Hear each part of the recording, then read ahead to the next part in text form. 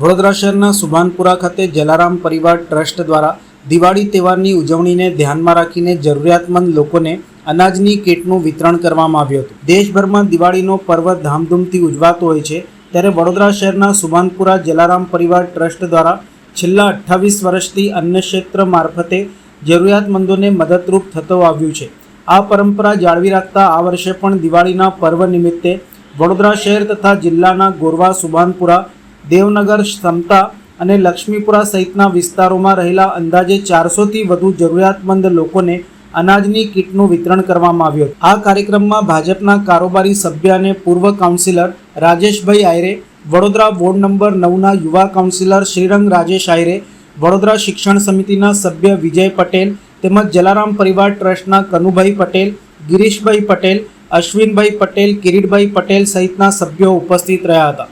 જરૂરિયાતમંદોને અનાજ કીટ આપી દિવાળીના પર્વની ખુશી વહેંચવામાં આવી હતી તથા સૌને દિવાળીની હાર્દિક શુભેચ્છાઓ પાઠવવામાં આવી હતી। આગામી રવિવારે જય સાઈનાથ એજ્યુકેશન એન્ડ ચેરિટેબલ ટ્રસ્ટના સંયુક્ત ઉપક્રમે આપનું કાર્યાલય ખાતે ગરીબ અને મધ્યમ વર્ગના જરૂરિયાતમંદ લોકો માટે અનાજની કીટનું વિતરણ યોજાનાર છે।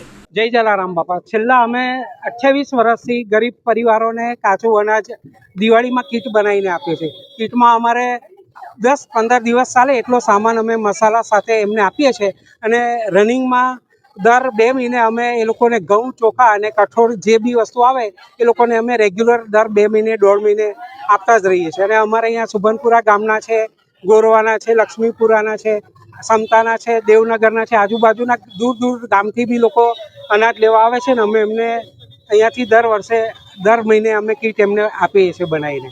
જય જલારામ। વડોદરાના તમામ નગરજનોને આજે 11 નિમિત્તે તેમજ આવનારી દિવાળી તેમજ નૂતન વર્ષ નિમિત્તે હું શ્રીરંગ આયરે સૌને ખૂબ ખૂબ શુભેચ્છા પાઠવું છું। ત્યારે સુભાનપુરા વિસ્તારની અંદર આવેલું કેટલાય વર્ષોથી એટલે કે 28 કરતાં પણ વધારે વર્ષોથી જે જરૂરિયાતમંદ છે, જેવી માતાઓ, બહેનો અને પરિવારોને કેટલાયને અનાજની કીટોનું દાન કરતા હોય અમારા જલારામ પરિવાર ટ્રસ્ટના માધ્યમથી છેલ્લા 28 વર્ષથી એવા જરૂરિયાતમંદોને અહીંયાથી અનાજની કીટનું વિતરણ કરવામાં આવે છે। આજના દિવસે અમને પણ સૌભાગ્ય મળ્યું કે જે પણ જરૂરિયાતમંદ છે તેમને અહીંયા આવીને જે પણ જલારામ પરિવારના અમારા ધીરુ કાકા છે અને તેમનો સમગ્ર જે પરિવાર છે તેમના માધ્યમથી આજના દિવસે સુભાનપુરા ગામ ખાતે આવેલું જલારામ મંદિર ખાતે અનાજની કીટનું વિતરણ કરવામાં આવ્યું।